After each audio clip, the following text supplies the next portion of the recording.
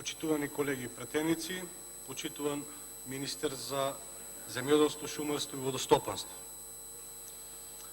Би сакал да потенцирам дека во однос на расправата за овој многу значаен закон за производителите на вино и секако лозаропроизводителите во Република Македонија, во однос на расправата на Комисијата за земјоделство, шумарство и водостопанство, се одвиваше, почитувам министер, би сакал да го споделам моето видување во однос на расправата, на комисиската расправа по овој закон, дека едноставно таа расправа ми личеше дека Министерството за земјоделие се брани со молчење во однос на еден таков значаен закон кој што треба да го уреди односот на производителите на вино и лозаропроизводителите. За жал, лозаропроизводителите во овој закон не се така во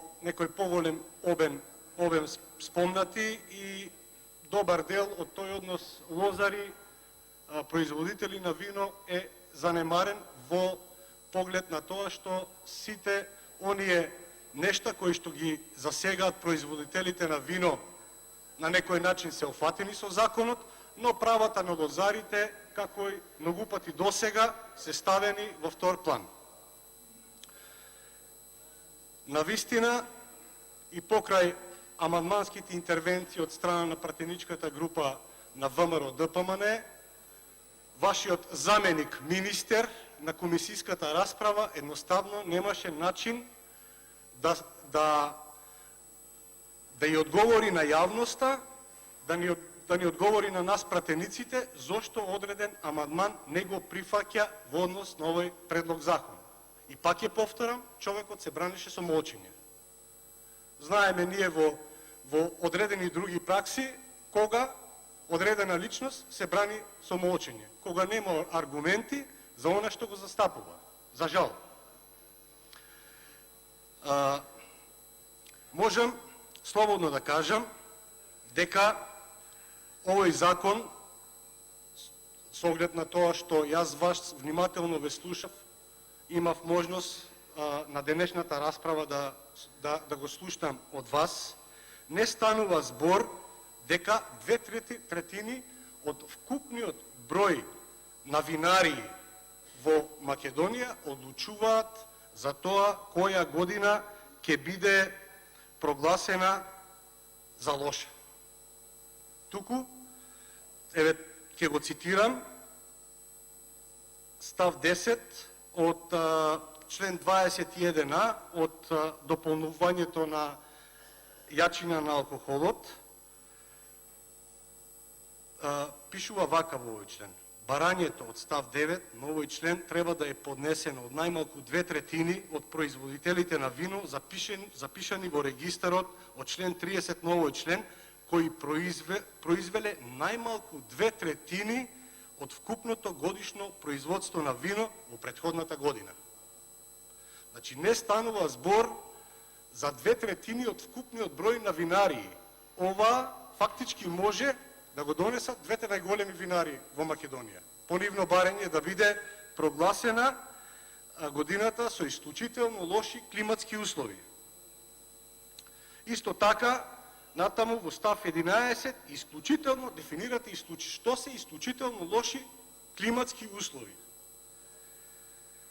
Значи, кога интересна е дефиницијата и во овој член, исклучително лоши климатски услови од став 1 на овој член се утврдуваат врз основа на збирот на среднодневни температури од +10 и над +10 во вегетацијскиот период од 1 април до 31 октомври во тековната година, и тој збир треба да биде +3000 степени.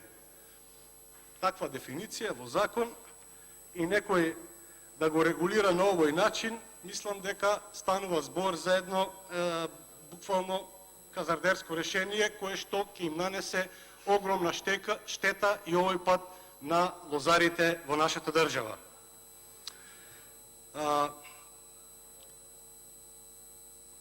Оваа година ќе се навратиме на ова, ни е многу добар показател во однос на тоа како Министерството, односно владата на Република Македонија се грижат за лозарите. Зошто оваа тема треба да ги засега сите пратеници без разлика од кој регион на државата доаѓаат. Мислам дека производството на грозје, односно лозаропроизводството во Република Македонија е најзастапено, убедливо на територијата на цела држава. Мислам дека дури е позастапено од производството на огревно дрво во државата. Без лозарите нема производство на вино. Без лозарите не постојат ниту винариите. Затоа состојбата во земјоделието ни е таква каква што е.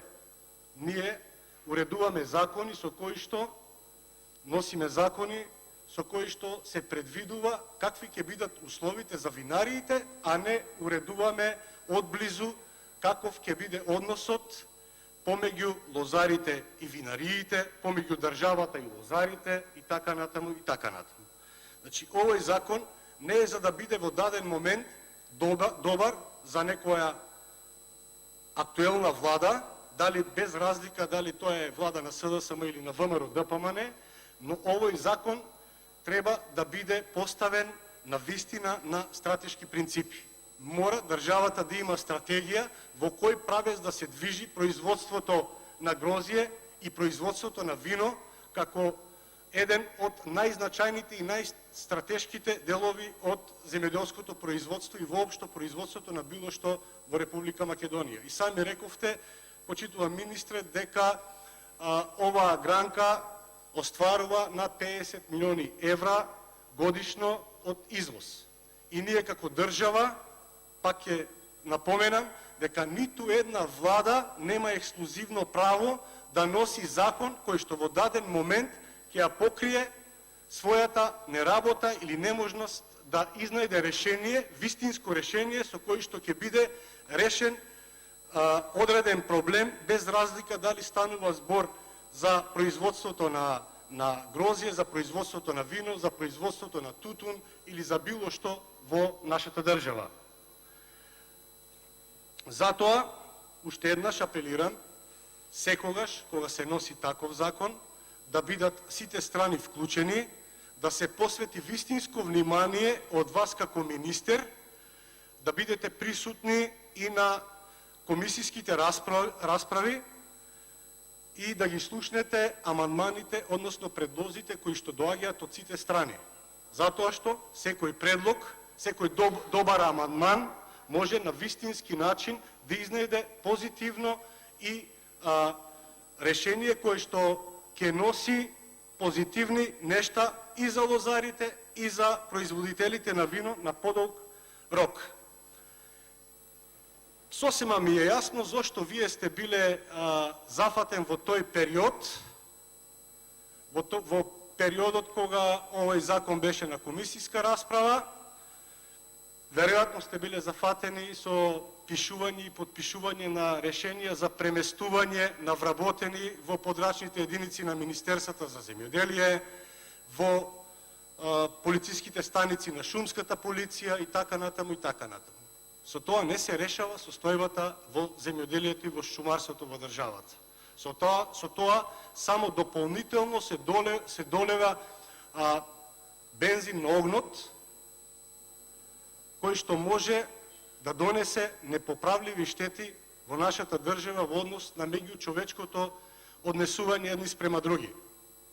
Ваша надлежност е да ги уредувате политиките, да носите закони кои што ќе бидат од општо добро за сите земјоделци, за сите винари, без разлика дали тие луѓе припаѓаат на одредена политичка партија, од власта или од опозицијата. Секоја влада треба да се грижи за доброто на сите граѓани. Затоа ќе ве замолам да ја преиспитате вашата улога на министер во оваа влада на СДСМ и вистински да се посветите на реалното решавање на проблемите во земјоделието, а не да бидете исклучиво активни само во кадровската политика, Демек, ако тие луѓе, што знам, од Неготино одат на работа во Велес или од Радовиш во Струмица или од Струмица во Гевгелија, за кои што веќе има и судски пресуди, иако и самите знаете дека за вработен, за административен службеник или за вработен во јавниот сектор, секој Ви благодарам. на повеќе од 50 километри е противзаконско, зашто реперви се и последните судски одлуки во однос на ова. Ве замолувам да се посветите исклучиво на политиките во земјоделието, а не на кадровските политики. Благодарам.